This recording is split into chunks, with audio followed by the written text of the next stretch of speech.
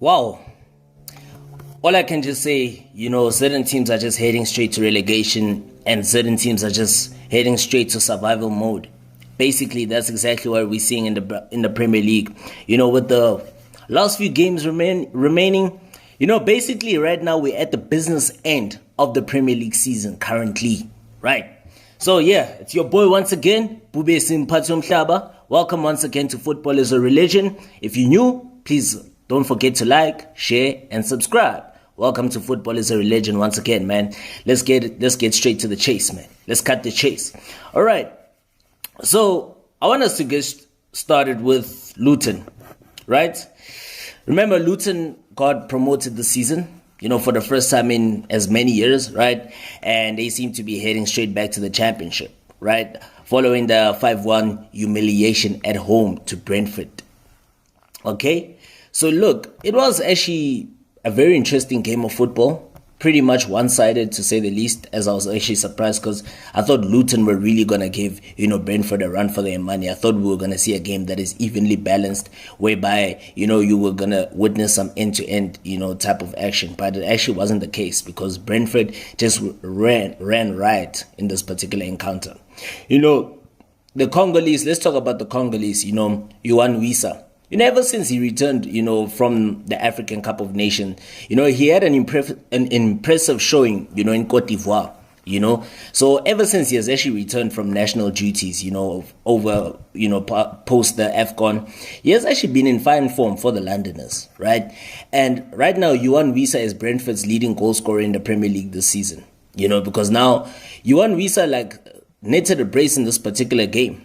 And Brentford just literally made easy work of Luton to actually pull 10 points clear of the relegation zone with how many games to go? Basically 5 or 6 games to go still. So they were clear of the relegation zone. So let's get straight into the game. Brentford, they set the tone from the very first minute. Wissa, combined once again with these, Cameroonian, Brian Mbeumo's pass for the first time to actually curl into the opener emphatically from the edge of the box with 24 minutes on the clock. And from that particular moment, that no, from this point onwards, Brentford will continue, asserting their dominance in this particular encounter. And the Democratic Republic of the Congo forward grabbed his second on the stroke of halftime. He just did so well to actually react, the quickest to the loose ball. After, the Luton defense, once again, they failed to actually deal with Mbeumo's low cross once again. And it goes back to the fact what we just mentioned. What we have been mentioning, the fact that Luton Town's defense has just been very poor, has been woeful, has been dismal. And they should have actually done better with that loose ball in terms of actually clearing the ball away from danger. And now the defender, Ethan Pinnock, making his first start since February the 10th, as far as I can remember, headed in a Sergio, Reguilón corner in the 62nd minute of the game to actually put the Bees firmly in the driving seat. And it was game over from that particular moment in time, And Luton literally looked so dejected and so devoid of ideas when even King Lewis Potter was afforded space at the far post just 2 minutes later, heading in Mbeumo's cross before substitute, Kevin Schad, rounded off the scoring for the visitors. So basically Mbeumo had a brace in this game, and then Wissa also had a brace of assists for Brian Mbeumo, the Cameroonian, a brace of assists for him, and then a brace for the Congolese, Yohan Wissa. And Luton, on the other hand, they really threatened. They really threatened. But they were just given, a chance in injury time, when the ball fell to the feet of Luke Berry, who sidestepped, goalkeeper Mark Fleck and finished from a tight angle. And then from that particular moment in time, Brentford, have climbed above Crystal Palace into 14th and are 10 points clear of the relegation zone with just 4 games to play. While Luton remain 18th and 1 point from safety. So, hey man, it's just another heavy loss for the Hatters. I meant to say, I was about to say haters. I almost said haters, Hatters, right? And chances were very few and far between. For Rob Edwards' side, Luton just looked so disjointed. And the belief that they could actually secure a second successive season in the Premier League might, be just starting to drain away, because they only have 4 games left to pull themselves out of the relegation zone. But they have only won just one of their past 13 games in the league, losing 9 during that sequence, and have actually conceded 10 goals in their past 2 games. So, it's not a great turn of events for, Luton, because basically they are on the brink of relegation. They will just need a miracle. And again, back to their defensive woes, man. Their defensive woes is one thing that has actually cost them their season in the Premier League. And again, also another a lengthy injury list, has to be taken into account, with like 9 senior players in the treatment room. But Luton, have often put up a fight on home soil. Something that they actually failed to do against Brentford. And I will actually admit that Brentford were very good and Luton were very poor. Brentford asserted their dominance from the get-go, and they actually deserved to win the game. In spells of the first half, it looked like it was an even game. Luton also had moments in the game, but it doesn't count for anything, because I don't think Luton actually showed enough. Certainly in the second half, they didn't show enough. And no, you look at the fact that they're actually fighting their lives to actually stay in the Premier League, but it shouldn't really be hard for them to be motivated, right?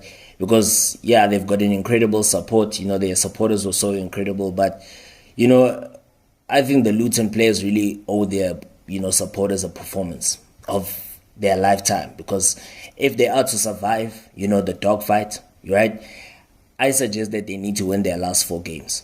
All of them. They need to collect a possible 12 points from their last 4 remaining games, if they are to stand any chance of actually surviving the job. Whereas for the Londoners, Brentford, survival is in sight for them. Thomas Frank's side, have become accustomed to playing without Ivan Toney, who was actually recently banned during the first half of the season, for breaking FA betting rules. And they did not skip a beat without the injured England striker at Kenilworth Road. It was actually Wisa and Mbuemo. They've now formed an almost, telepathic partnership in attack, with Lewis Potter showing that, he also has plenty to offer. And in between, Wisa's 2 well-taken goals, which saw him hit double figures in the league season for the first time since the 2020-2021 season, while, he was in France with Lorient, and Mbuemo, crashed a shot off the crossbar. So it could have actually been worse for Luton, could have been like 6 or 7-1, But yeah, but 5-1 is still a very humiliating scoreline, because it was actually 5-0. I thought that it would actually end as 5-0, but Luton were given a lifeline in stoppage time to actually just get a mere consolation. Lewis Potter also, he caused problems in the first half, as far as you could remember. Remember what he really caused problems for Luton in the first half, where he had that moment when he forced the goalkeeper, Thomas Kaminski, to actually clear, the ball off the line, before another goal-bound effort was deflected behind by the head of the defender, Tiden Mengi. And the game, was ended as a contest just after the hour mark, when Pinnock, as well as Lewis Potter, scored in the space of 2 minutes. While Sade's late strike, demonstrated the strength of Brentford in their reserve. And based on history, another historical victory, and what we can say a historical fact is that now it is actually the first time that the Bees have scored 5 goals in a league game since beating Leeds United 5-2, in September 2022. That was like now basically under 2 years ago, right? And with just like 12 points left to play, Brentford, who are like 10 clear of the bottom 3, can actually start to plan confidently for another season in the Premier League. Basically, they've now also extended their unbeaten run to 5 games. So, look, Brenton have got a bit of momentum going on for them, and have actually had some very great performances, notably against Manchester United and Aston Villa, And as for Luton, they really need to do something about, their situation. But as for Brentford, you know what? They're in the Premier League, It's not a dog hunt for them. They are still in the Premier League. So 10 points with 4 games to go. I don't see them dropping anytime soon. And another team that is surely headed to the Sky Championship next season is obviously Sheffield United, We know Sheffield United have been very woeful. Just like their counterparts Luton, Sheffield United have had a dismal season. An absolutely dismal season. Yeah. Sheffield United have really had an absolutely dismal season. You know?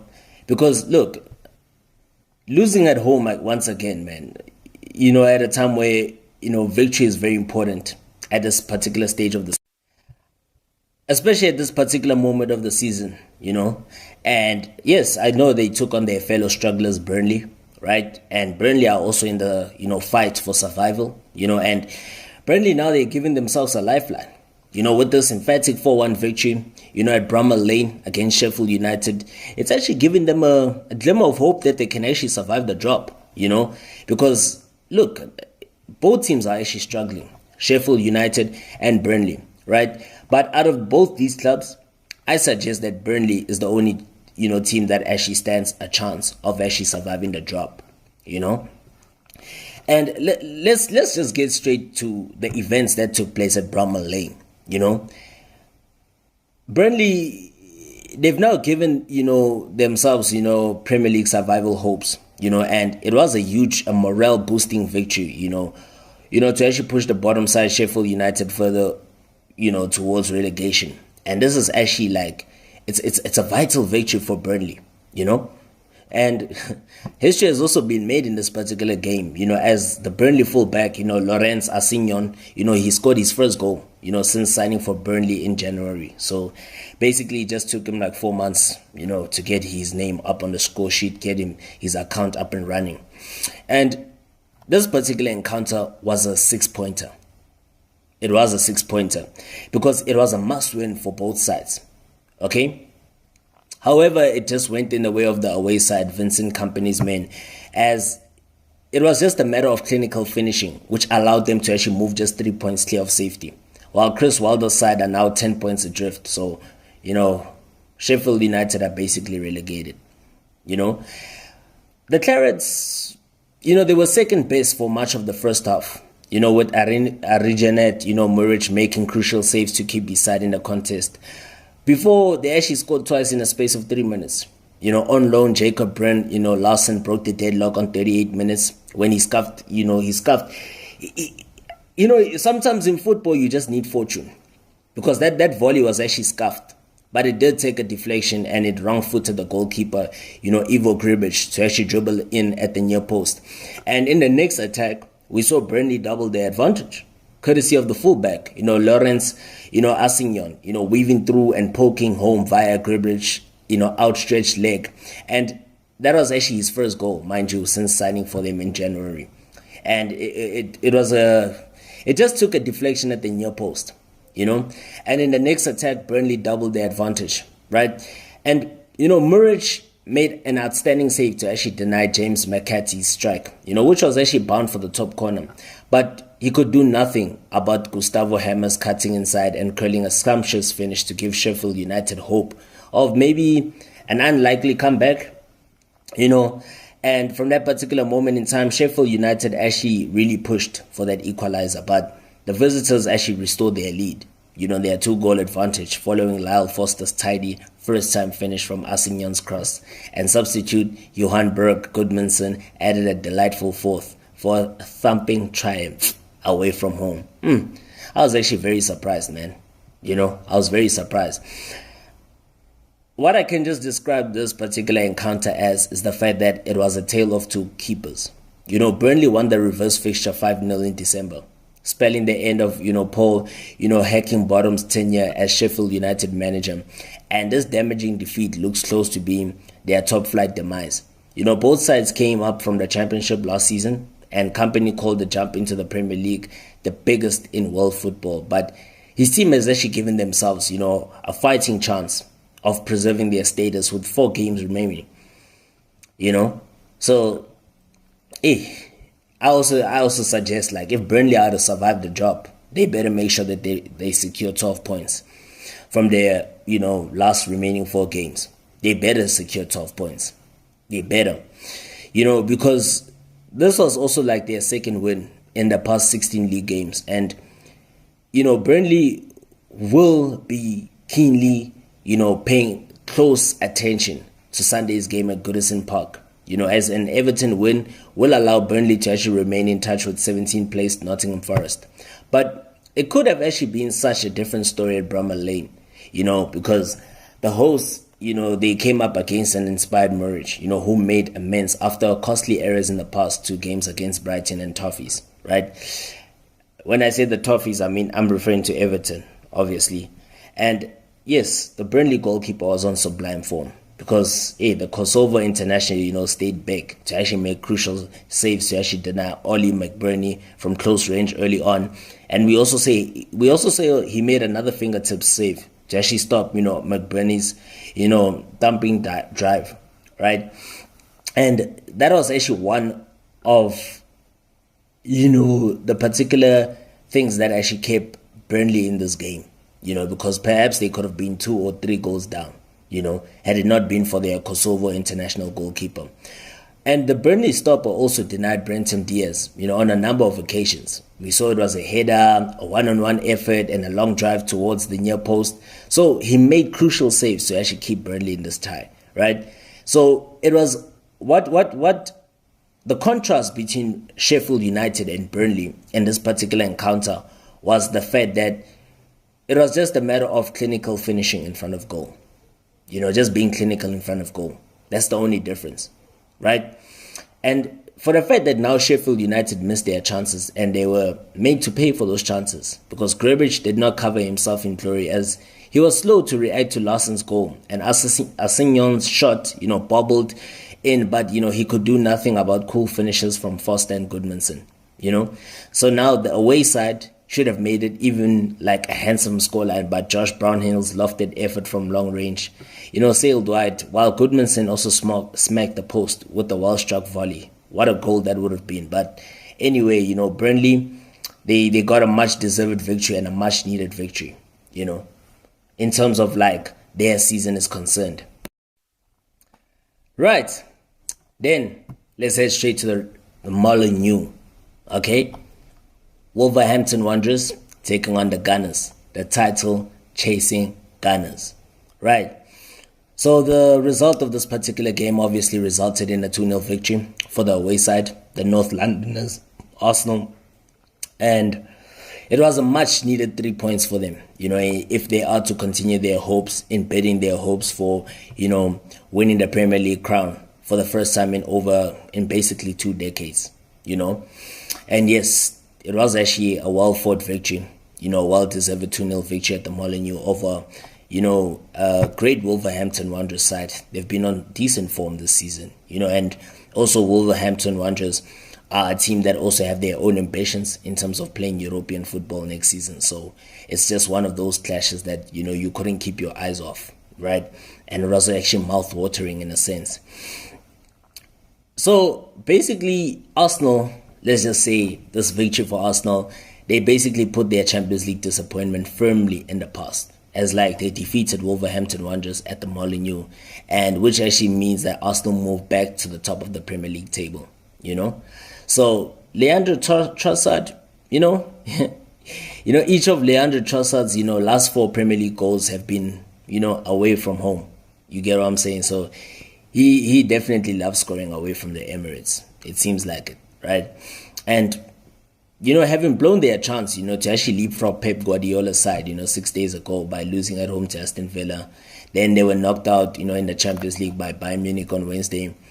It was actually a much needed, a much deserved, a much greater comeback, welcome triumph for Mikel Arteta's men as, they continued their bid for the Premier League crown.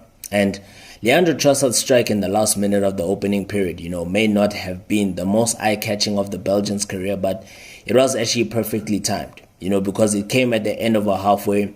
Arsenal seemed to have, got stuck after a bright start and nearly fell behind to Gary O'Neill's, injury-ravaged side, okay? Obviously, what I will just say is that the visitors, they dominated possession as we expected. They dominated the second half, but they were just unable to carve out, the clear chances that would actually have allowed them to take the game well out of reach, right? Captain Martin Odegaard, added the second deep in stoppage time at the end of the game. So basically, Arsenal, both their goals came at the end of stoppage time. In the first half of stoppage time, and then, in the stoppage time of second half. And Odegaard's goal was it was well taken. He turned the goal from a tight angle after his initial cross had been blocked. So what a wonderful goal that was. And I must say the performance was actually decent from Arsenal.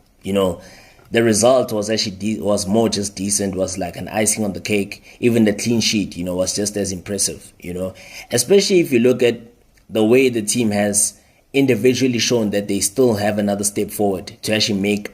And resilience, they've put up a resilient showing in this particular game. That is what is needed in moments like this in order for them to step up and say, you know what, they still fancy themselves, a chance of actually clinching the league title after so many years of disappointment. And the result actually now means that Arsenal are now a point above City with a better goal difference.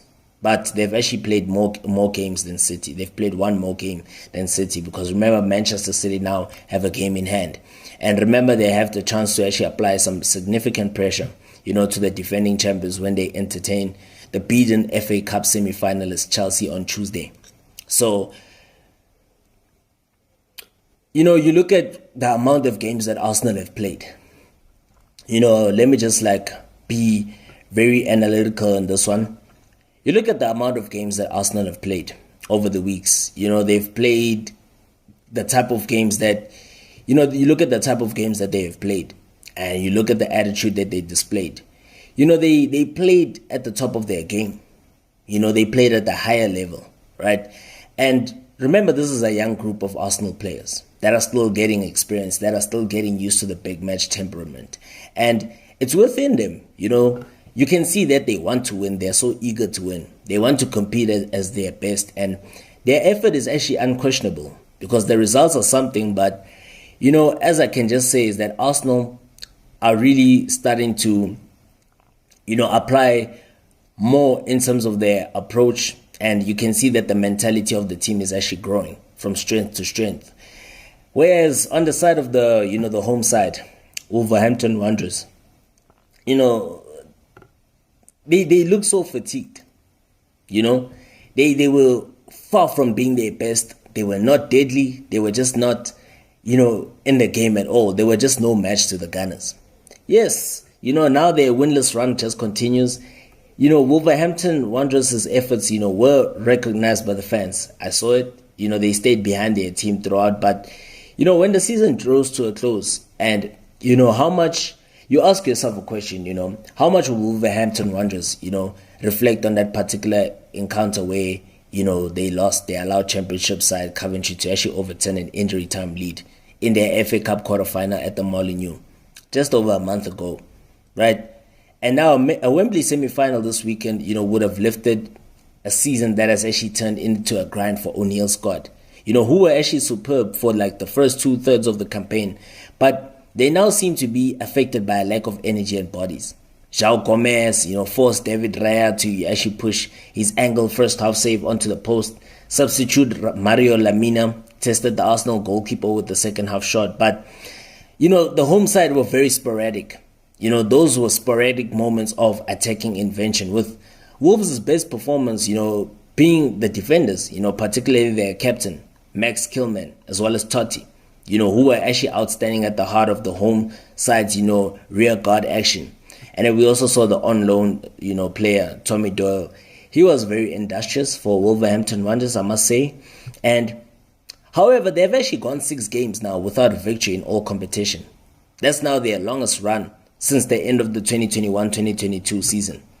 So, hey man, the club need to bring more reinforcements. But surprisingly, I've actually heard the chairman, Jeff Shee, he has repeatedly stated that the club did not want to bring any reinforcements during the January window because he was not prepared to risk breaking the Premier League's profit and sustainability rules.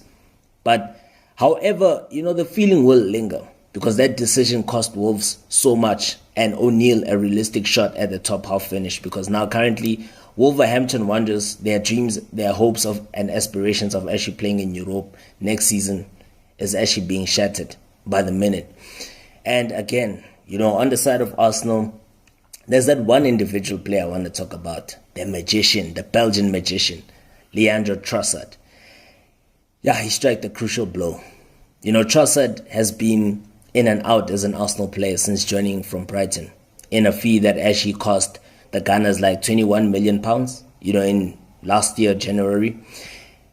The Belgian, he has still made more substitute appearances than starts in the Premier League for the Gunners. And when things are not going well, he is an obvious candidate to be replaced. But one thing that I must say I'm impressed about is that, he scores key goals. In key moments, he always, shows up. Since the beginning of last month alone, he scored the winner against Porto in the Champions League. He scored an equalizer against Bayern Munich at the, Emirates in the first leg. And now, at this latest effort against Wolverhampton Wanderers now takes him to 14 goals for the season in all competitions. So basically, he's just behind Bukayo Saka, who has actually scored more for the Gunners this season. And, it was actually a scruffy effort, leaning back. He had to actually lean back. And on the stretch, he had to it was a pass from Gabriel Jesus, right? And he had to lean back and actually stretch, to actually get, the ball into the back of the net, right? But it was a scruffy effort, but at least, it found the back of the net because it just floated right into the top corner, out of the goalkeeper Jose Sa's reach. And it changed the complexion of an evening that was actually starting to get a bit nervy for the visitors, who before that had, allowed Wolverhampton Wanderers back into the game. They had initially dominated. And I would say, Trossard is actually a magician. I would love to see him for Belgium, at the Euro 2024. I mean, how he's actually going to, play alongside some superstars like Kevin De Bruyne, Jeremy Doku, Yuri Tillemans, the likes of Everton's Amadou Onana. So I want to see how this is actually going to go, at Belgium, how they're actually going to play together. Because he's actually a big threat, is Trossard. I love the fact that he's so composed, he's so cool. He can actually play in different positions. And it's actually, I would say Arsenal are lucky to have him in the team. He's like a super game changer. Because Arsenal have had a tough week, I must say. And it was understandable that Arsenal were not at their free-flowing best, And still, they had their chances. Kai Havertz, swiveled neatly inside the area, in both halves. But however, on each occasion, the German sent his shot straight at Jose Sa. And then Declan Rice as well. I remember Declan Rice had 4 opportunities, if I'm not mistaken. Including that first half shot that he sent fizzingly wide, and an injury time effort that forced Sa into a decent save. But yet, for all those obvious qualities, the England midfielder is yet to, improve his goals output. Something that I would say he's actually very capable of. And finally, it took Arsenal, to finish the game, close it off in stoppage time, with a close range effort from their, talisman, their captain, Martin Odegaard, right? So look, Arsenal currently, the fact that now they just a point ahead of Manchester City and 3 points ahead of Liverpool. So with this momentum, hopefully they can keep it up and keep going and ensure that, they continue securing those important victories and they continue sharpening their performance if they are to win the Premier League title this season. It's going down to the wire. Man, I hope you enjoyed this video. And please don't forget to like, share, and subscribe. We will be in touch with you very soon. And we're going to continue. Football is a religion. Let's do it.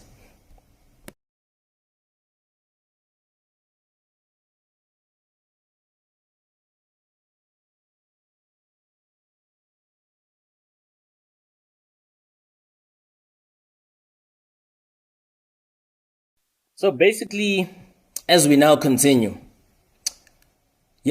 Everton, surely but slowly, they might just survive the drop. They might just survive the drop, okay? So they got a 2-0 victory at home against Nottingham Forest, fellow strugglers who are also in the battle for survival.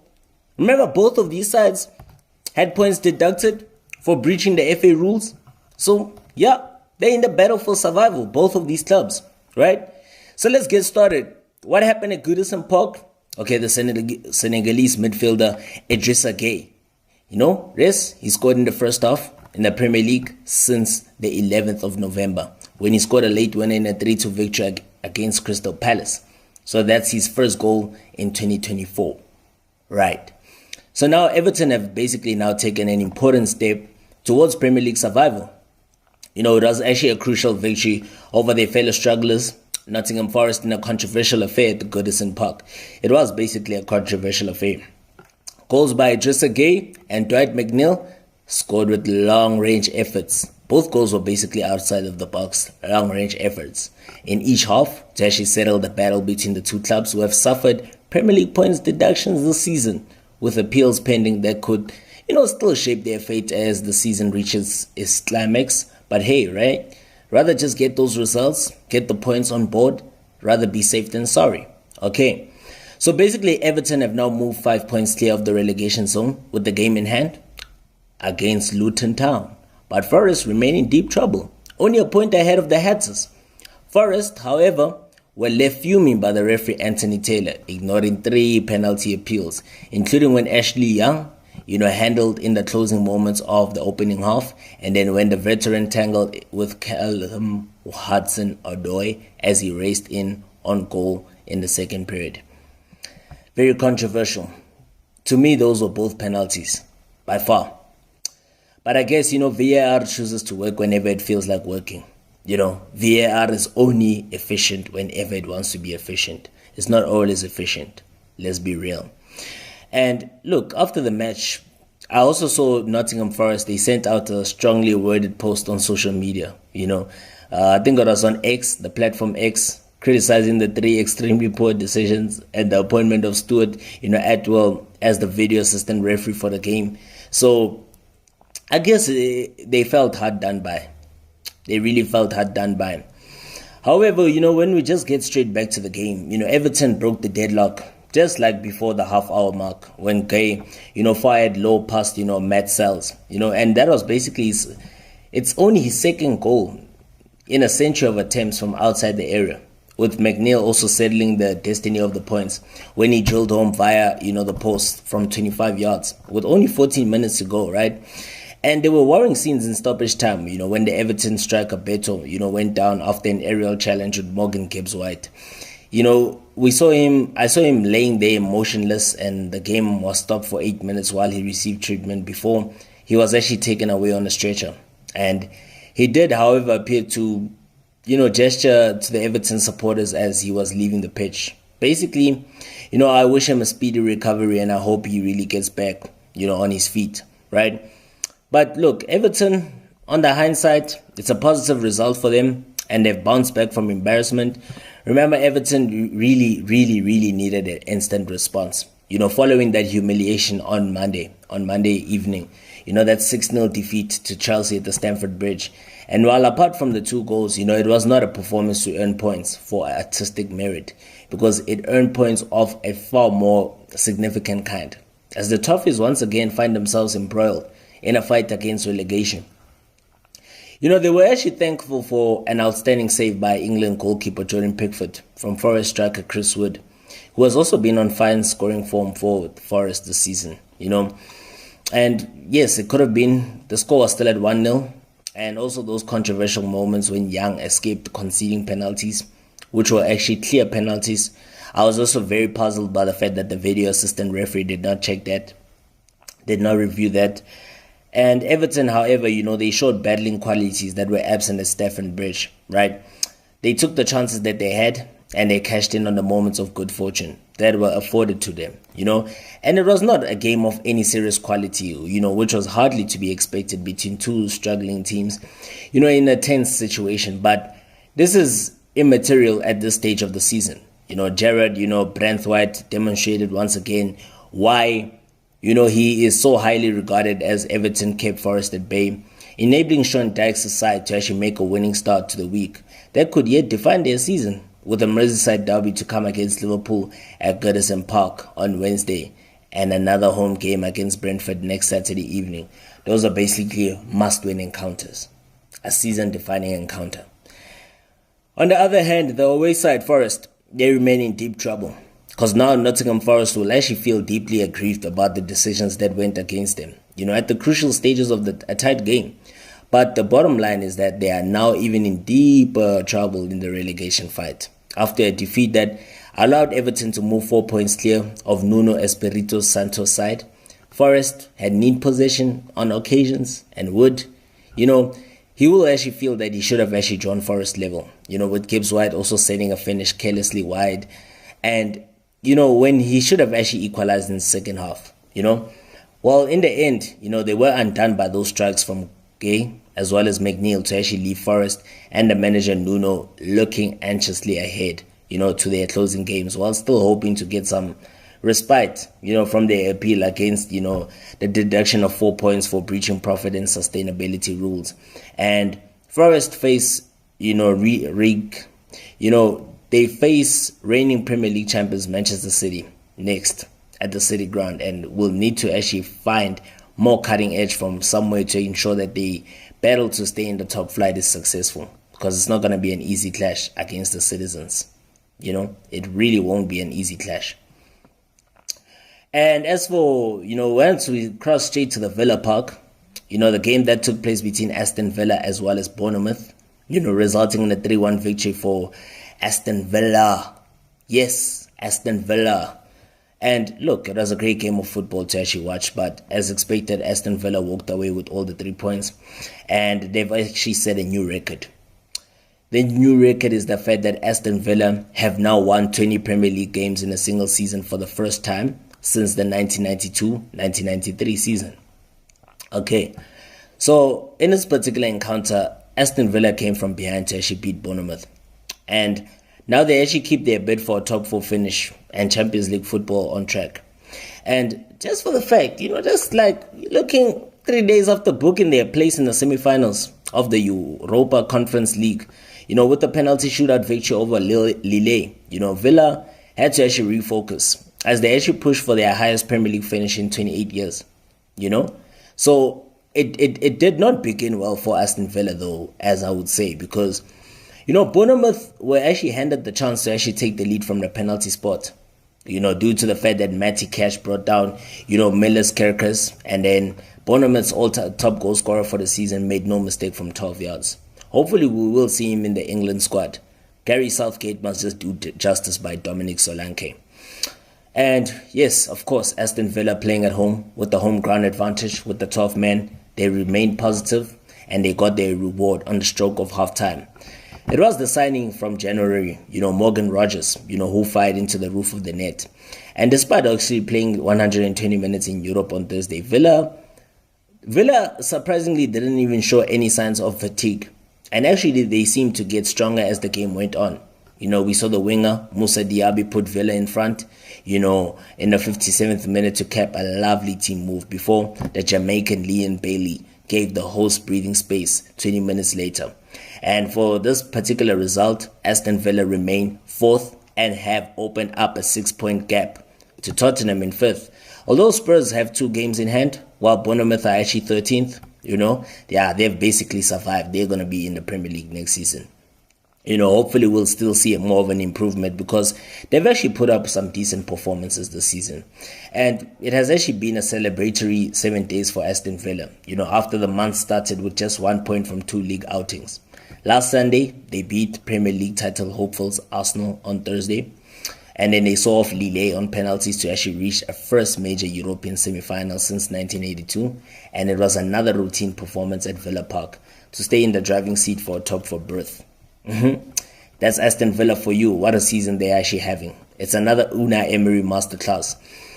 What I could just inform you guys about is the fact that Villa they were very calm and composed from the outset. Controlling possession, making steady progress up the field, although they actually struggled to create any meaningful openings. It wasn't actually until, Rodgers found the equalizer, as the first half ticked into injury time, that Villa registered a shot on target. Rodgers, on the side of Rodgers, he has actually settled well at Villa Park, since signing for £8 million from Middlesbrough in January. And now he has grabbed his second league goal for the club in a very mature fashion, coolly evading, the challenge of Adam Smith before carefully picking his spot high above, the head of the goalkeeper Neto. I must actually say,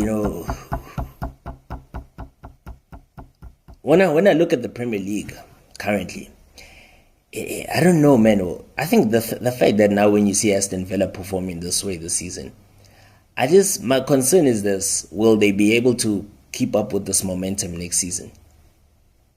Because Newcastle had the same momentum last season.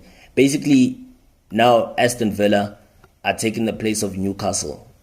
This is how Newcastle performed last season.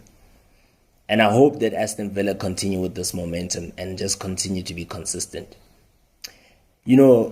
As you just continue with the game, Villa actually settled into their groove. And as the second half began with Ollie Watkins attempting 2 shots at goal, he couldn't get his goal, but, he was actually the provider, teeing up Diaby to actually get the host in front. Unai Emery's side, actually, I would say, for most parts of the game, they continued to press for a third. And it eventually paid off. They got their endeavor in the 78th minute when Watkins, who basically leads the way for assists in the Premier League with 12. He broke into the area, squared the ball to Bailey, and Bailey just had a simple finish. That's just a simple finish for Bailey. Nothing much, right? And Bournemouth, I guess, right, despite being without the ball for long periods in the first half, Bournemouth were efficient when they did get possession. We saw when Justin Kluivert, he tested Emiliano Martinez with a stinging effort from the edge of the box. Before, Dango Autara threatened the Argentine international's goal when he actually made a cross at the far post. But the angle was just too acute, and he could only find the side netting. But look, it was actually a great game of football. And what I can just say, yes, for the fact that Bournemouth haven't had a bad season, they've had a pretty decent season. And remember, Bournemouth are just I think they are basically 5 points shy of actually achieving a club record tally in the Premier League. Despite actually failing to win any of their opening 9 games under Andoni Iraola, they're actually going to finish the season on a high, actually, if you think about it. They will.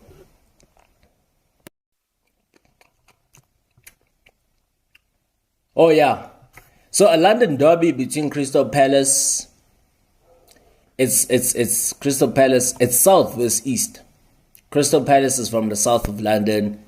Then West Ham United is basically from the east of London. Yeah, east. So the south versus east. Yeah, 5-2. What a game. 7 goals scored. Oh my goodness. 7 goals. This was basically the game of the day. Game of the weekend. This was game of the week for me. Crystal Palace, they trashed, West Ham United. John Philip Mateta now, he has actually scored 9 goals. More than any other Crystal Palace player in this season, in the Premier League this season. And Crystal Palace, remember, they hit 4 goals in the first 31 minutes of the game, as they basically trashed, a sorry West Ham United at Selhurst Park. Michael Olise opened the scoring, when he actually rose the highest to actually convert, Joachim Anderson's lofted ball into the box. I think Michael Olise will be donning the colors of Algeria at national team level. And then we saw Eberechi Eze then netted a superb bicycle kick from close range. Then Emerson Palmieri turned into his own net under pressure from Daniel Munoz for Palace's third of the afternoon. Olise then turned provider, squaring the ball across for John Philip Mateta to side foot home. Mikel Antonio got in behind, his main man and poked past the goalkeeper Dean Henderson for hammers, consolation towards the end of the first half. But Oliver Glasner's side, continued to dominate after the break. Mateta scored again for his 9th league goal of the campaign in an excellent performance from the Eagles. West Ham pulled another trick off the book, making it 5-2, when Tyreek Mitchell fired back towards his own goal, without even looking, and Henderson scuffed the clearance that actually went into the net. So I guess it was another bad day in the office for West Ham United. Great day in the office for Crystal Palace. West Ham United's woes continue following their defeat to Bayer Leverkusen, and the fact that they risk a chance of not even playing European football next season. let's remain in London. We remain in London, and this time we head straight to the west. So from the south, we go straight to the west of London, not just a few kilometers from Selhurst Park, where Fulham took on Liverpool. Title chasing Liverpool, and basically, yeah, there is a story to tell. The Dutchman, the former Ajax boy, Ryan Gravenberch, has now scored basically 3 times in cup competitions since joining Liverpool last summer, but actually his effort at Craven Cottage was actually his first goal in the Premier League. So, what a way to actually get your first Premier League goal. Liverpool actually put a frustrating fortnight behind him to actually reignite, their Premier League title bid, with a welcome victory at Fulham. It started with Trent Alexander-Arnold making a first league start in more than 2 months following a knee injury. He did so well. We don't expect anything less from the England right back. When he curled a fabulous first half free kick into the top corner to actually put them ahead, right? And from that particular moment in time, Timothy Castaigne, steered Fulham level before the break. But Ryan Gravenberch's perfectly measured 20-yard effort flew in off the post to actually restore the Reds' advantage. You even saw Virgil van Dijk's reaction. Virgil van Dijk even knew it was going to find the back of the net. And then the Portuguese, Diogo Jota, sealed the points with an accurate low finish, past Bernard Leno from Cody Gakpo's through ball, and the margin of victory could arguably have been greater. And regardless, man, of anything, it was actually an accomplished and a largely trouble-free display from Liverpool that will actually, measure boss Jurgen Klopp, and maybe they could end, his 9-year reign with the second Premier League crown. They dropped points in a draw against Manchester United and a shock defeat to Crystal Palace at Anfield, with another disappointing Europa League exit to Atalanta sandwiched in between. It actually threatened to actually derail ropes of further trophies to add to the Carabao Cup that they have already collected this season. But I guess, victory at Craven Cottage lifts Liverpool back up to second in the table, level on points with Arsenal, the leaders, but they just behind Arsenal on goal difference as well. And a point above third place Manchester City, who actually have a game in hand. So there's still more to play for. There's really still more to play for, but Liverpool might actually need a miracle if they are to clinch the Premier League this season.